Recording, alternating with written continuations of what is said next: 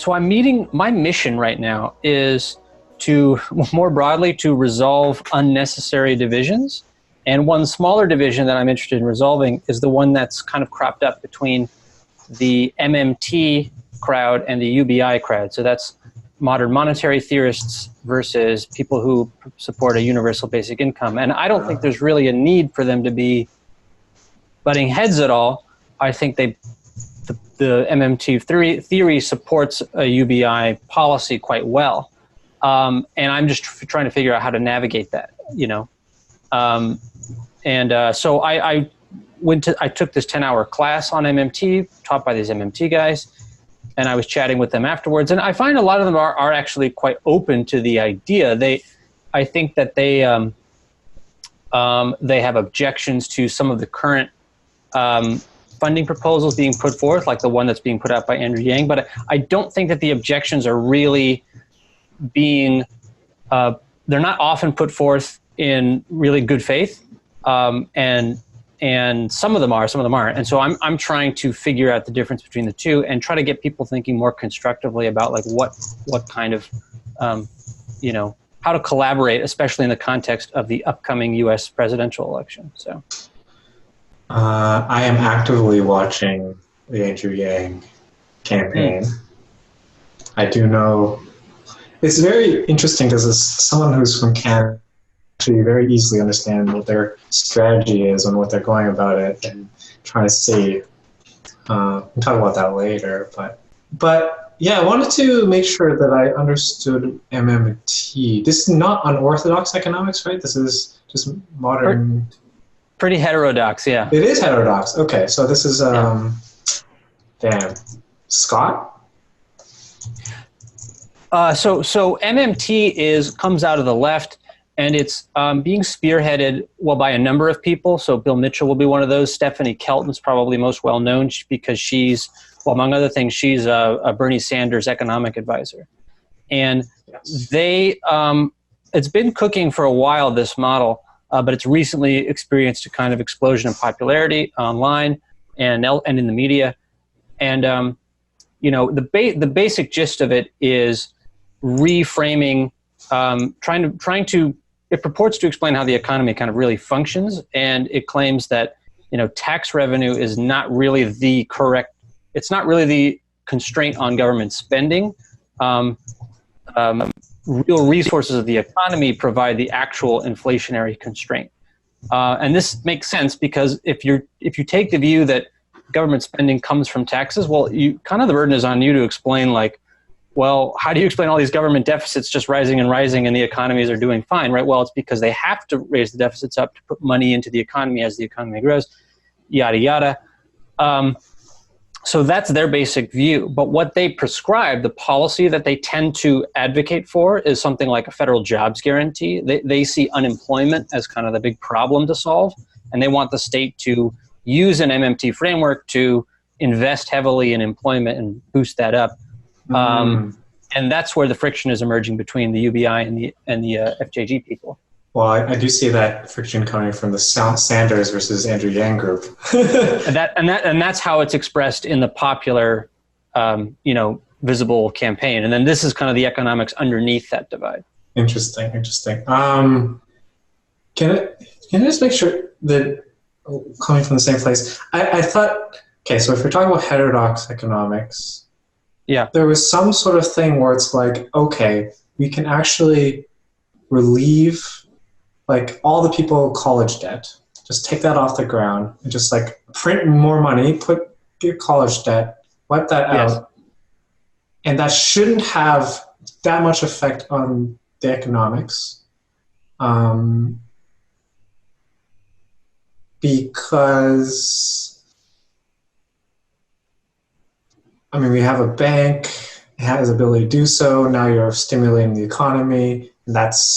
I feel like there's something in there. I'm probably missing some fundamental assumptions there, but I feel like that was MMT if I'm not wrong. Well, yes.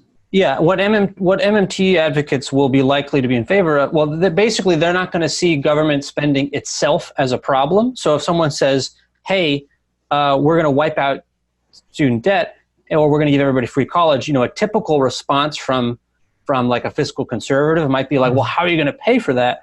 And the MMT response is like, well, the government doesn't have to pay for it. Like what the government does, what we have to make sure is that we don't put more money into the system than the economy can respond to with real resources. So as long as that doesn't happen, you're not going to see inflation.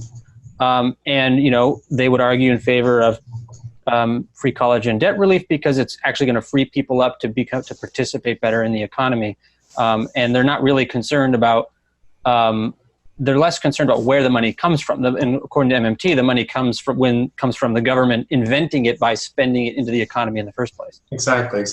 So you're saying the real constraint is specifically that there's not too much money, that resources. Something else? Can you say that again? Yep. Real resources are the inflationary constraint, not the amount of money in the system. So now this is where maybe I diverge a little bit from MMT, but not significantly. What I like to say is that, money is a ticket system representing the real goods available in the economy.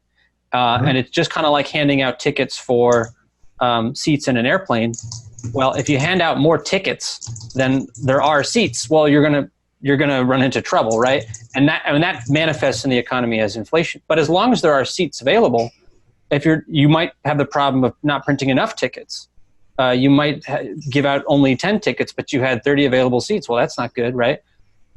So that's, I think, the way to think about it. Now, this would be opposed to a monetarist view, which would say something that like, anytime you print money, you risk causing inflation because you're increasing the money supply.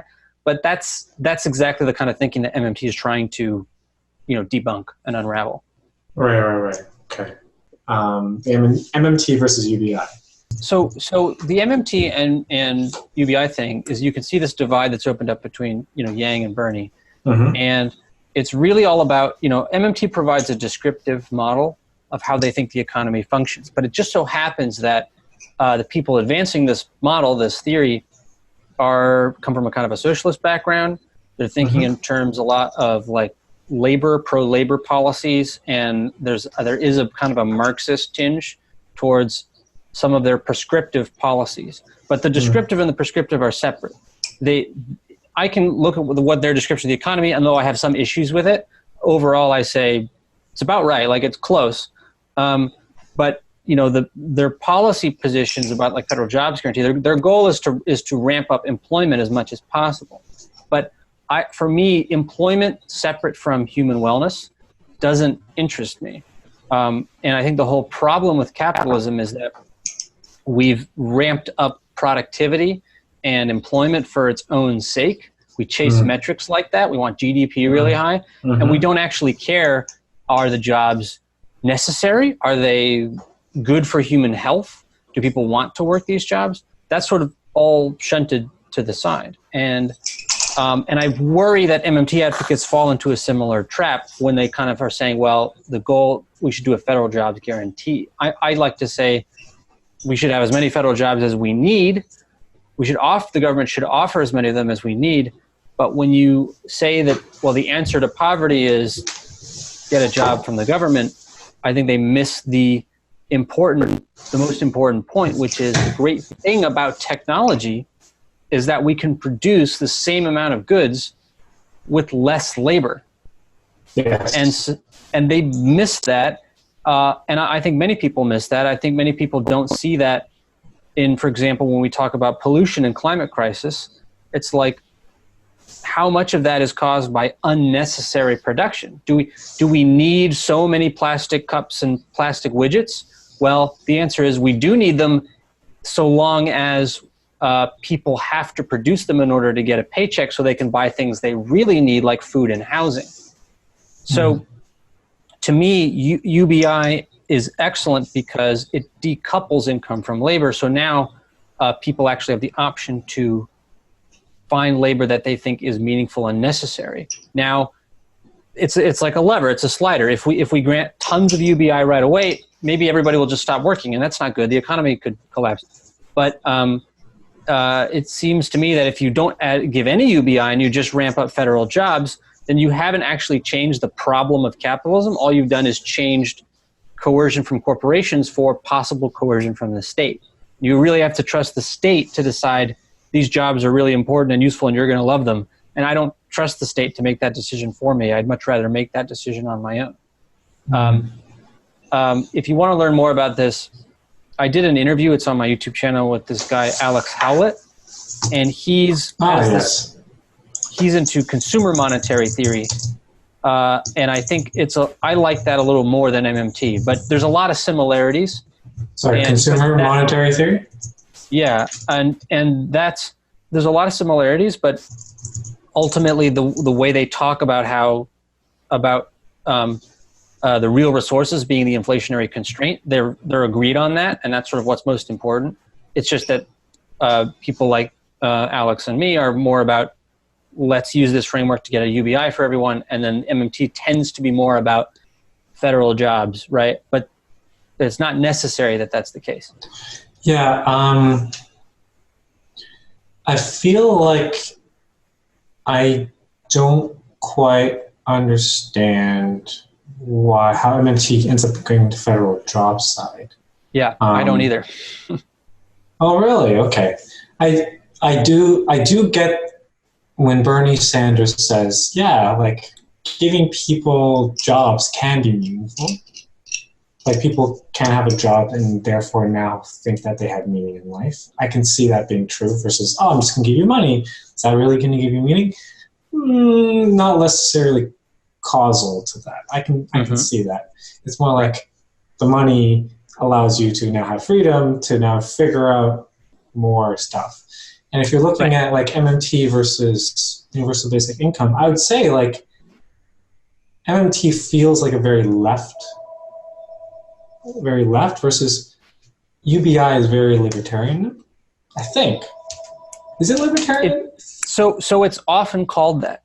And it's sort of true in the sense that, look, libertarians tend to value like personal freedom and individual agency. And it's certainly true that UBI leans much more in that direction. But I would say that I like to say that UBI is very left because it could be described as very anarchist. And I don't mean in the popular definition. I mean in the left anarchy, like because it gives groups of people, the freedom to pursue voluntary association and to actually create their own communities in a way that is impossible under the current system. So I tend to reject that description and say, well... I thought anarchist was similar to libertarian, though. It is very similar. It is very similar. Here's what I would say. What I would say is the difference between them. And I don't know if anarchists would accept this, but I would say that libertarians value personal freedom from the state, and then anarchists value communal freedom from the state. They're really both shared opposition to like coercive top-down forces. But libertarians will kind of rationalize it by saying, well, people should be strong and take care of themselves and go out and, become self-sufficient and all that stuff. And whereas the anarchist is going to talk more about, communities of people can be trusted to cooperate on their own, to build their own, to interact with each other, and voluntary association. And so it's really like, my larger project is I want to show how all of this can be true, right? Like if the state gives you freedom and resources to enable your activity, you're free to be a strong, self-sufficient individual. You're also free to be part of a community. And there's no reason for self-described anarchists and libertarians to be at each other's throats. In the current landscape, you have a lot of MMT people who are more labor left, Marxist left. They come from that background. Will say that UBI is libertarian as a kind of pejorative remark, to say that we can't trust this. This is, they like to say it's like libertarians or tech bros, and it's all part of this, anarcho-capitalist plot to destroy us. And it's like, well, no, but that's how they're interpreting it, because they're attached to this idea that, well, if my enemy likes it, it has to be bad, right? And that's not. If my enemy likes it, has to be bad. That's basically it. Yeah. Have you seen Jordan Hall's post on universal basic income? No, I didn't know he had one about it. Oh, What does he say about it? There's a couple things that I think was interesting. One was around a jubilee.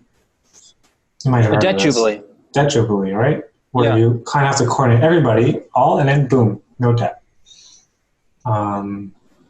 The second one is he pointed towards Adam, I think. Maybe just pointing to the Jordan Hall post. I can send it to you. There is a posit from an economist that essentially says that technology is inherently deflationary. And is one of the reasons why we have struggled with deflationary pressures. And it has gone to the size where it's roughly maybe 2% of the GDP. And you're starting to see an impact on economies who can't get to the level of inflation that they used to because technology is becoming a bigger part of the economy. And essentially using that as a backstone to actually fund UBI, which is very similar to what Andrew Yang is saying. Is that like, if you look at the iPhone, for example, it's inherently like the same iPhone would cost like significantly less now than before. So that's a deflationary thing. And if we're able to use those proceeds for universal basic income, our universal basic income would get to a pretty decent state over the next 5-10 years. Like right now, it's probably at a level of decent amount of money that you can give to people to cover up the difference. I don't know if I'm fully explaining it properly. I get it. I'd have to look more into it. I'm not sure if I can fully. I think I understand what you mean. What he means when he says technology is inherently deflationary. I have suspicions about that, but I think that the important thing to emphasize is that, at least from my view, is that from the CMT view and from the MMT view, that you actually don't need to. You don't need to collect the money from anywhere in order to pay for the UBI. What you need to worry about is the composition of output and the available resources and the productive capacity of the economy and the technology, all that contributes to that. And it's basically, you can print as much money and hand it out to people as companies will be able to respond to that increased demand with increased supply. If they can't produce goods to meet the demand, then the shelves start emptying, and then the inflation sets in because the money is not valuable. But I think there's a lot of different ways. I've noticed there's so many different rhetorical ways people are coming up with to basically morally justify paying out the UBI. And so one of them is the technology argument. And it's like, we're going to take the savings that automation is providing for us and pay for the UBI. Now, that's not, in my view, not technically accurate, but it's a way of selling it to people and saying, well, this is why we can afford to do it. Another way that I hear, which I also like, is this idea of the data dividend, where your data is being used for free by the technology companies, and so you should be paid for that. Now, there's no need necessarily to go and actually take the money from the ad companies and give it to people. We could do that, but it's not really how the economy functions. But it is a good way of it's a perfectly sensible way of explaining why we need a UBI, because it's very true that our selves, our preferences are being studied by all these algorithms, and we're not getting any recompense for that. You don't get Glenn Wells' radical exchange stuff? I went to a course, not a course, like a talk about radical exchange, and people who were talking about different systems they could try building with those principles. And some of it was interesting. I think a lot of it, I always want to ask the question is what what does this do? Is this necessary? And I think that some of the proposals that I saw, at least at that talk, were like sounded really great, but then like I think if you had a UBI, you kind of wouldn't need them because things would take care of themselves. But it's something I'm definitely going to look more into. What was your exposure to radical exchange? So I know the executive director is here in Toronto. I went to their conference. This is how I first heard about Daniel Schmachtenberger and Jordan Hall, actually, from someone there. I supposedly run the chapter here in Toronto. I'm more speaking specifically, I think one of his co-authors for Glenn Will was, I think, Ed Lanier or something. I can send you to a post, I mean, it's fairly quick, where he talks about data as labor. Data as labor is one chapter in their book, right, of radical markets. Data as labor. Data as labor, and saying that, oh yeah, technology companies are profiting off of this. And he posits that, like, I guess you can put it at a data dividend and has that as an argument from a universal basic income point of view. I feel like the capitalist way that market way of doing, which is what radical markets is all about, is that there's going to be these type of conglomerates of various data sources, and that conglomerate is going to now work with X to actually get some money, and then that's how you get paid by your data. Like, it feels like if you want to contribute more data, you can get paid more. As part of these like larger, not just me, but we're going to have a whole bunch. I can send you a video on this. We can talk about it another time. Sure. That feels like the more markety way of doing things. That feels closer to attributing the right value. I don't know what right value, but the value of your data to the person, rather than universal income basically be flat by everybody.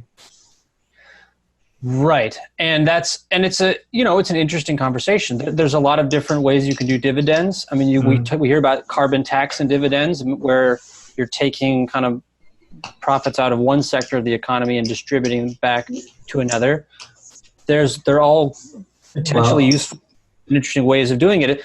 We're all, we should think of it in terms of what are we incentivizing people to do or not do? Exactly. And that's how we should be thinking about the money. But it should be less about a question of taking profits from one person to fund someone else, because I just don't think it works that way. But that's of course a matter of heated debate at the moment. So sure. Yeah, I don't know. I don't know how MMT deals. Do you know how MMT deals with automation and like they fail to? It feels like it, right? Like, or maybe this federal jobs guarantee side, it just doesn't. Yeah, I think that they understand the arguments. Their initial response. Again, I don't want to paint everybody with a broad brush. I'm more talking about the kind of diehard FJG portion of MMT. FJG. What's FJG? Oh, sorry, federal jobs guarantee. Okay.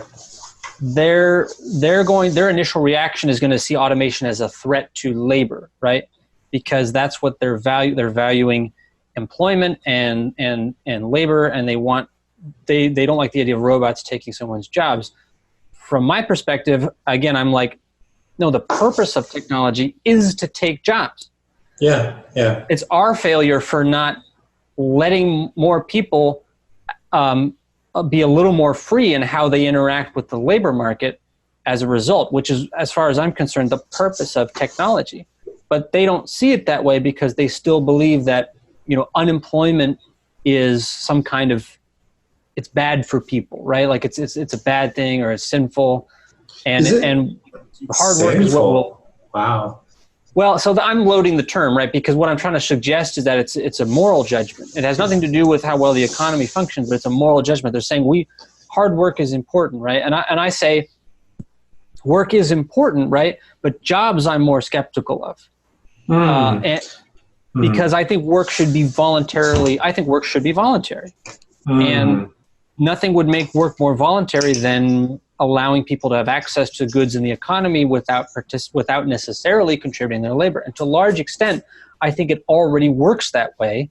I think that we've made up a lot of jobs in order to justify giving people a paycheck so they can spend it into the economy. But we don't see it that way.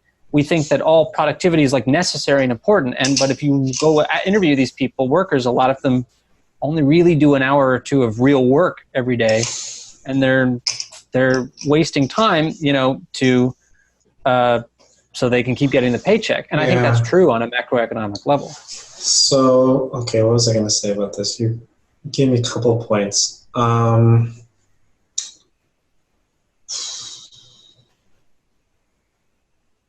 Firstly, there is a sense that you want to actually decouple money and meaning. Yes.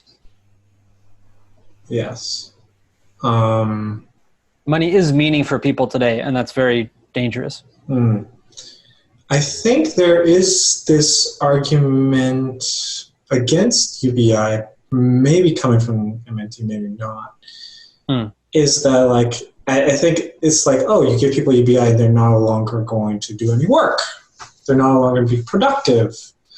And in some sense, what the fear is that people who get universal basic income are, not going to be productive and will just stay on that. And they look at people and go no, they're just going to not be productive, and that will bring down the economy.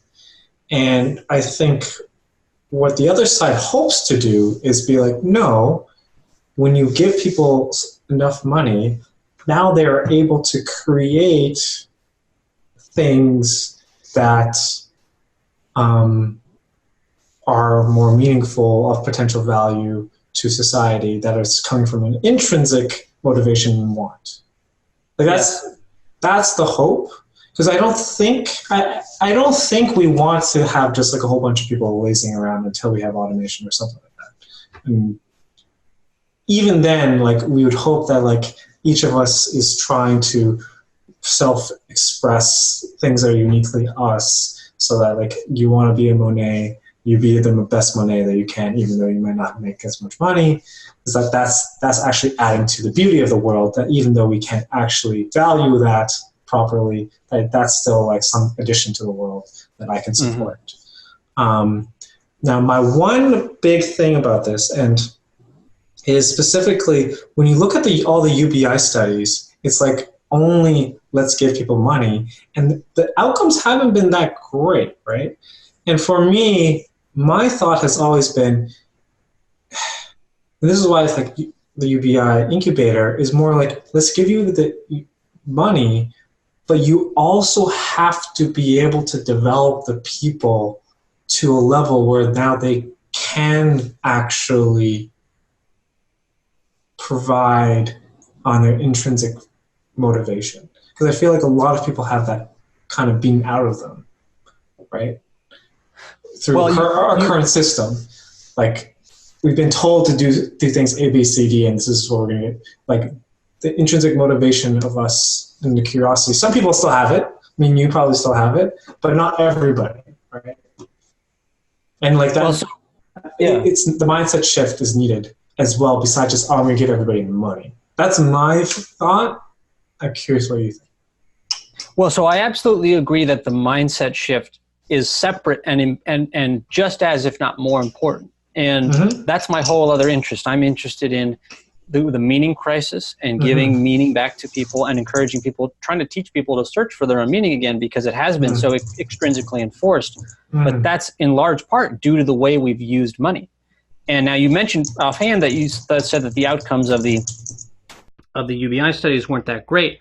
But I think the only case you could make is that they didn't necessarily increase employment, but what they did increase was wellness. They increased access to food and shelter. I saw one study that showed for one trial that self-reported rates of mental illness were down by 60 to 80%. And as my friend Alex would say, personally, I think if you institute a basic income and you don't see a drop in employment, then you didn't institute enough basic income. I really think. Have you heard of David? What's his name? David Graeber's book, "Bullshit Jobs." Yes. Let's talk about that. Go ahead. This is the question: how many of the jobs that we have today do we really need, and are valuable? And then how many are invented to give people a paycheck? And so he's 36% of U.S. workers say their jobs are totally meaningless. Not 70%, 36%, right? And the question is, do you trust them? Do you think that they know whether their work is meaningful or not? And I side on, I think I do trust them, that their work isn't really necessary. And so in 1900, 9 out of 10 Americans were farmers or worked on a farm. Now that's fewer than 1 out of 10 today. But we all have way more food available to eat. Why? Because now technology does most of that work. You still need people working in farms, but you don't need 90% of the population working on farms, right? So what have we done? We've kept employment, or we've tried to increase employment. So, well, what do we have to do? We have to create a whole bunch of new jobs. And so I understand the concern that well, we don't want people to be lazy, but that's a moral claim, right? And that's something that we should take responsibility for culturally and interpersonally in our lives. I think we should remember too that work is an intrinsic value. Human beings want to work.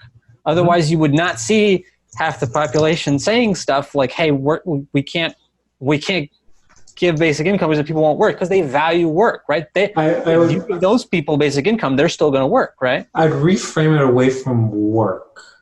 People still do stuff. Yeah. Ideally, they think is meaningful, I think, or will be good for something beyond themselves. People want to do something ideally beyond themselves. Connect to something. I think so. And if you can give them that, then yes. But we are in this like paradigm a little bit where we kind of have bred out all this intrinsic motivation and giving people money. Like it doesn't always fully solve the problem for certain categories of people who might have had that kind of bashed out of them. At least that's my point of view. And it's like, that's why like I am very interested in not only providing the universal basic income, but also like the skills and things to bring people up, so now that they can work on things that are actually hugely meaningful. Yes, and I agree. And my only caveat is that I don't really believe, and this is a question, we'll only know the answer to this when we live in a world of QBI for a while, but I don't believe that people require, I don't think they require the threat of poverty to be forced into learning the value of work or to learning a skill. I don't think they require it. I think that money can be used as an incentive, and you can offer more money to someone to get them to do work they wouldn't otherwise do, and that's fine. But the basic, because we have $0 basic income today, what that means is beneath every person in the society is poverty waiting as a trap for you to screw up. If you get fired, if you don't decide you don't like your job and you quit, you find out that poverty is waiting for you. It comes up real quick, and because of that $0. And that's what I don't think is necessary. So for me, it's like we can have better jobs, more skills training, education. We can try to do all of that. I think for me, the trick is the challenge that I want to offer people is, can you do that without forcing people to do it? Can you inspire other people to collaborate? And can you offer incentives that people want to follow? And none of that should be there should be no sense that we need to refuse goods to people because they don't want to work in the way we tell them they should want to work. The only reason we should refuse goods to people is if our economy can't actually sustain that production. If the economy can sustain that production, then I don't see any reason why we cannot give income so that they can take advantage of that.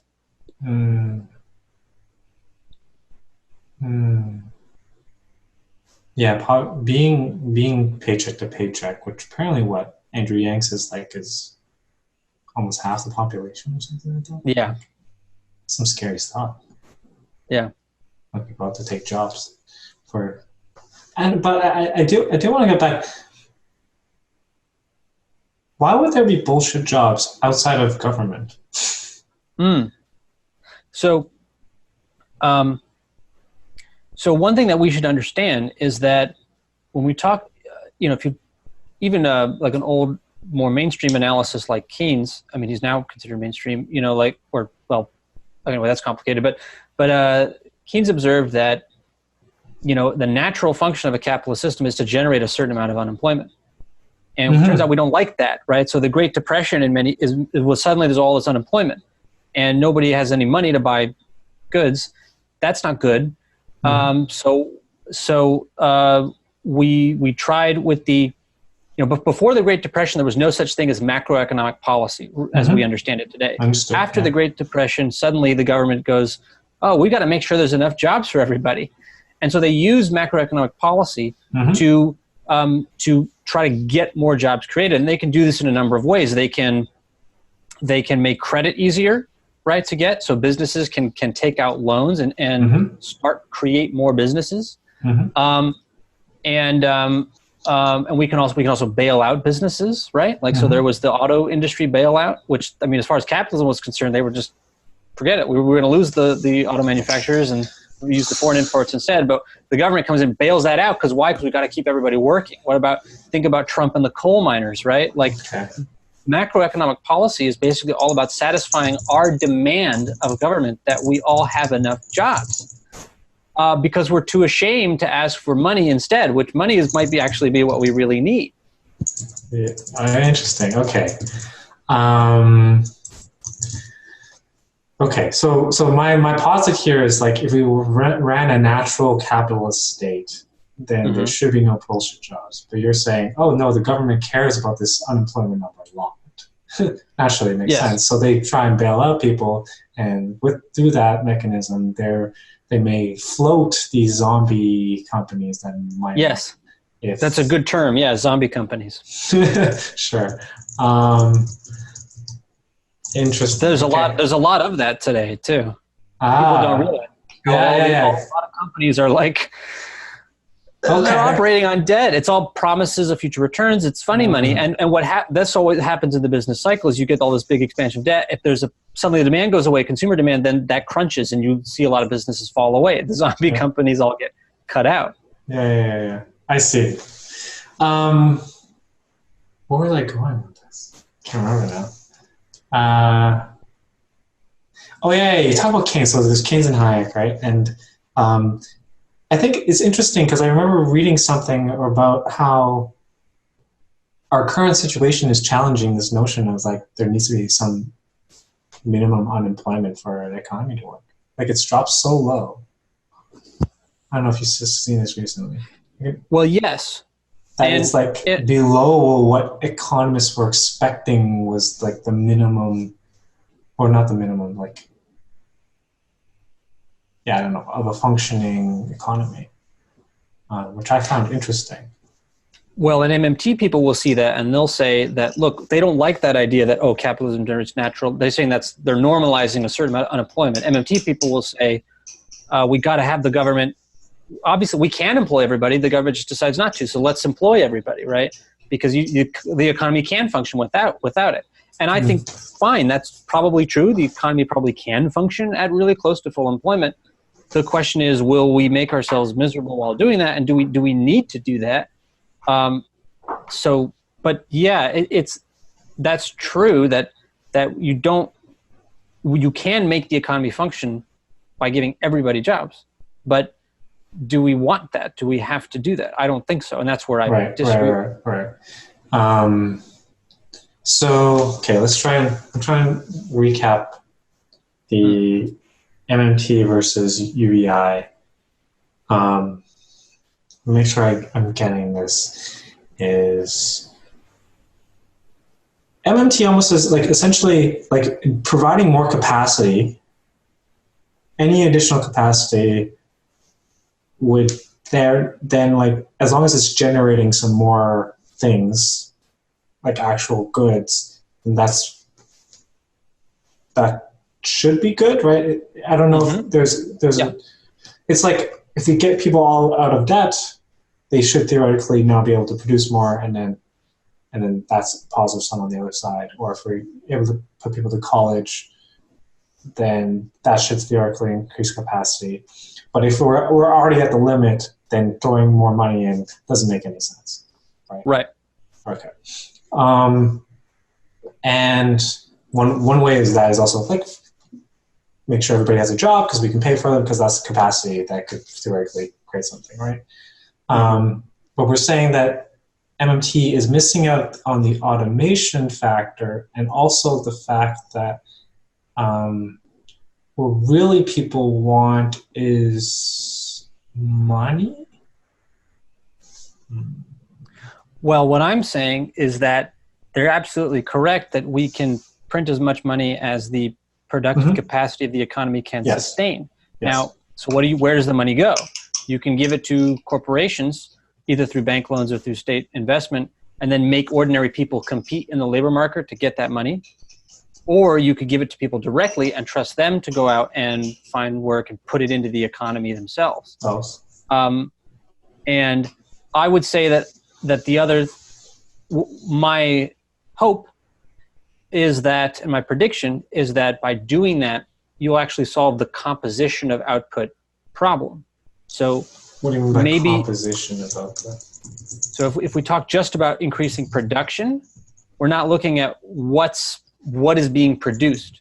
Are they things that are good and healthy for society, or is it, cigarettes that are bad for people is one example, or is it plastic pollution that ends up in the ocean? I want less plastic pollution and less bullshit jobs, and I want more healthy food for people and means of distributing them. We want more care services for people, and we want people to have more free time. And so that, to me, is, for me, the kind of distinction in a nutshell.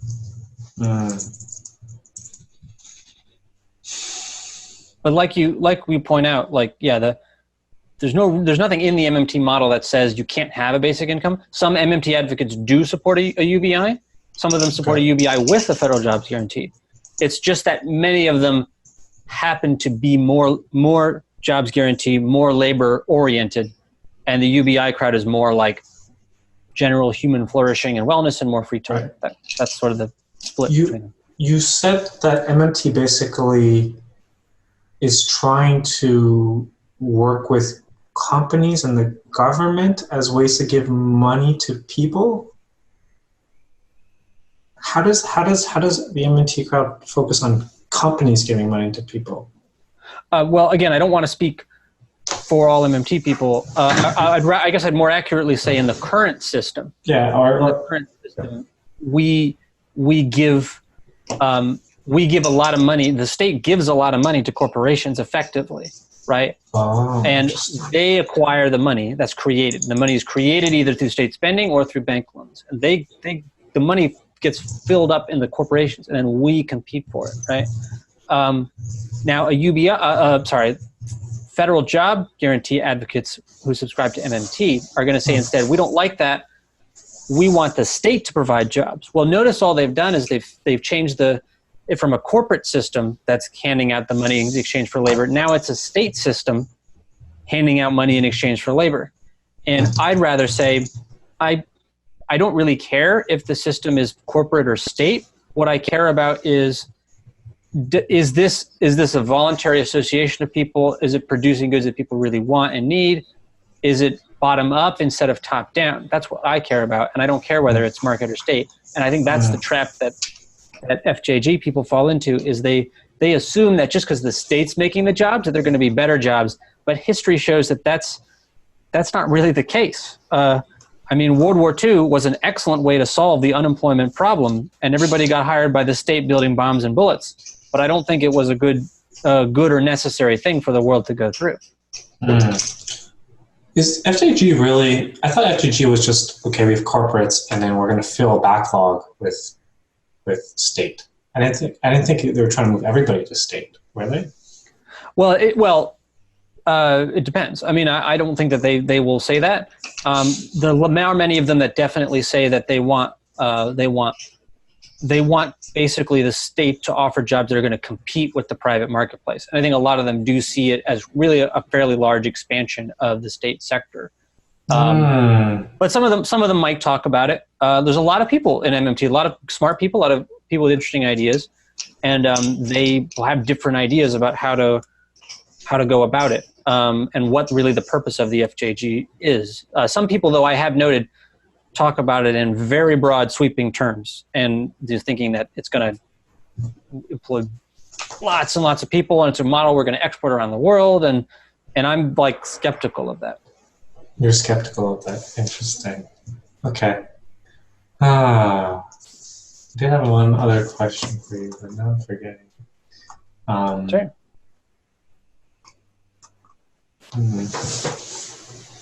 How do you think Andrew Yang's campaign is coming along? I like it. I think that it's very inspiring to see the diverse group of people politically and ideologically who are aligned with it. It's clearly run into a kind of obstacle from the left, and the Bernie crowd and the MMT crowd is part of that, and that's primarily what I see myself as trying to contribute to. I think that he's walking this very thin tightrope where he's able to communicate these ideas in a way that's appealing to both liberals and conservatives, but naturally that's going to piss off anyone who doesn't see potential there for collaboration. Anyone who thinks, no, it's my side and we've got to win and the other guys have to lose, whether that's on the left or the right, they're going to feel threatened by that. And that seems to have ramped up more on the left. There's a lot of people, leftist types on YouTube, who are very really against it. And I think they go way too far in providing critiques. There's plenty of critiques you can make of Andrew Yang's policies, but I think mostly they're really awesome, and they're very left. They're very pro people and pro communities, but he's really hit a stumbling block there. And that's if he can't be the Democratic primary, then he can't win the election, right? Right now, I think his chances of winning the general are awesome, but I'm worried about his chances of actually getting to the primaries, and that's where I want to focus my attention. Is that you're trying to help Andrew Yang get elected? Yeah, I mean, I volunteer for him. Now he doesn't subscribe to this economic model. He's proposing funding the UBI through a VAT tax, which I think would be less efficient than the more MMT-ish direction. Right. But nevertheless, I think that his proposals and his vision of the country is so I like to say he's the first Game B politician. Because he's not Game B-ish, but most Game B politicians, sure. Well, yes, an old Game B is just, that's the best you can say, right? Sure. It's just, he's more Game B than the rest because he fundamentally is interested in win-win, in an omni-win dynamic. Yeah, he's saying, and he's pointing out stuff that's very important for, I think, the left to reconcile with. For example, if you look at the average incomes of liberal communities versus conservative communities, guess what? It's the conservative communities, the income is going way down. And the liberal communities are going, or the urban environment is going up. And so it's when you realize that, well, the people that the left are fighting and shouting at and getting angry about, they're the poor people that we're trying to help in many cases. And that to me is very tragic. And that's exactly what Andrew Yang is solving. So I mean, look, my loyalty is to the ideas. I think if other people besides him started putting the ideas out there, I'd be all for that. But at the moment, I would say he's a clear winner for me. Interesting. It's not a left thing. It's definitely not a left thing, at least from my point of view. It's very I don't know, libertarian, but it's definitely also feels very left. And I don't know what the argument against it would be. It feels actually, in some ways, a very, very left thing. And let's probably describe that more. In that, it almost treats everybody equal. And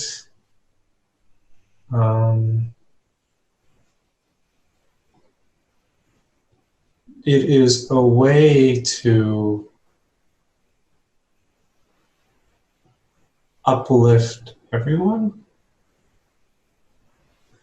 I don't have a full good grasp how a left person will look at this.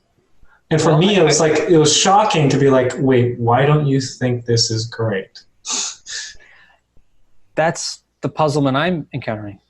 And there's good reasons for that. Like, I really think when we say something on the left, we should start to think in terms of what's the old left, what's the 20th century vision of left, and what should the left do now in the 21st century, right? Is it just more labor unions and higher wage increases, or do we start thinking more radically about actually fundamentally changing the way the economic system works? And for me, that's why I'm happy to say UBI is left. It's just the future of the left. It's not what the left has been in the 20th century. Well, let me know how that discussion continues to roll out. Yeah, I will. I can now see that, the left people very much feel about, we want fair wages, we want to ensure good work conditions, we want to ensure no discrimination in workplace, or inclusive Those of everybody. Those are all good too. All good, but I'm going to bring in this thing that's wait, what? You're going to make sure everybody gets money? And maybe that doesn't mean there's all jobs. What does this mean? How does it affect wages? I'm not sure how to feel about this. Yeah. Okay. Sounds like we can rough it up here. I'll send you some stuff. Jordan Hall, Radical Exchange, fun stuff. Cool. Very cool. Yeah, I'm going to look more into that. I'm definitely going to look up Jordan Hall. I didn't know he had a piece on UBI because I'm ignorant. I should have known that.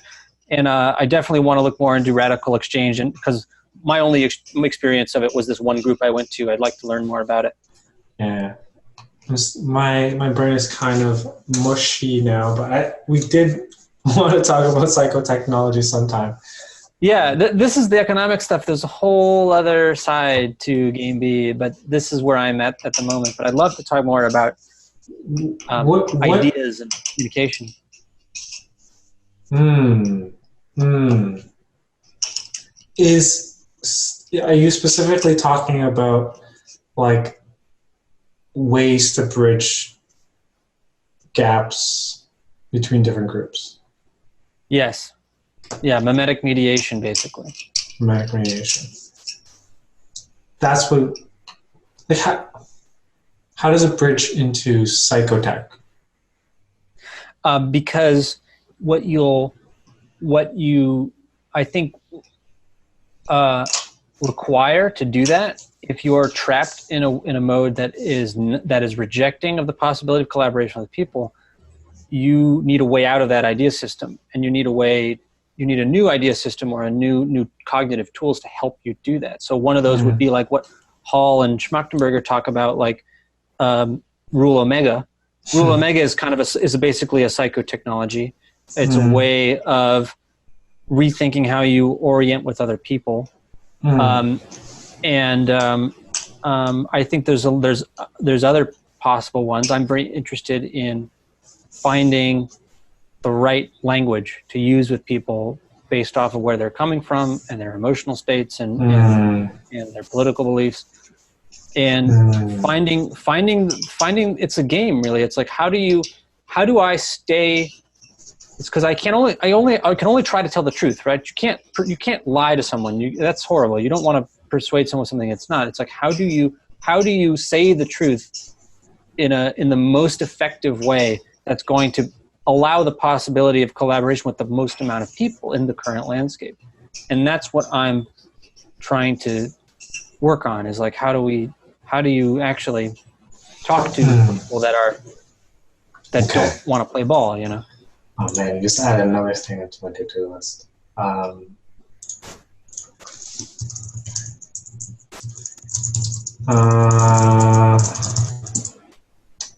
Yes, we shall talk probably next week. I love it if you looked up on this stuff and we can have a further discussion into things.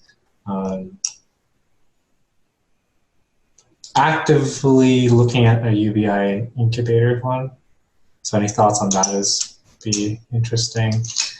The city stuff is probably on the wayside. The intentional community is still a side project that I'd love to talk more about that though too. I mean, any ideas you have on that, I'd love to hear from. And maybe next time, intentional communities and how to go about that, because that's what UBI or something is going to allow people to do. But also, maybe like I'd love to hear if you have any personal experience in this question of memetics and talking with other people. Like, have you encountered political discussions that did not go well, or that you wanted to try to mediate but didn't work? Like any personal experiences like that would be great. And so maybe think on that, or maybe go out and have a conversation with someone, then you can tell me how it goes when we see each other. That's actually not, okay. Homework assignment. I was gonna say the one thing I put on my to-do list was this mimetic mediation session on mimetic mediation tools that I did at the retreat. And I think I came out of it being like, I'm going to draw a picture of like how I think all this landscape ends up playing. And I feel like you just like elevated this to much higher than because I didn't make the connection between psychotech and mimetic mediation. And now I'm feeling like I'm starting to see it. So I'll probably have that for next week, hopefully. We'll see. Sure. Sounds great. All right. Thanks, Eric. Awesome. We'll chat soon, and I'll send you some of this stuff to look at. Yeah, sounds great. I look forward to talking with you more. All right. Yes. Thanks, Derek.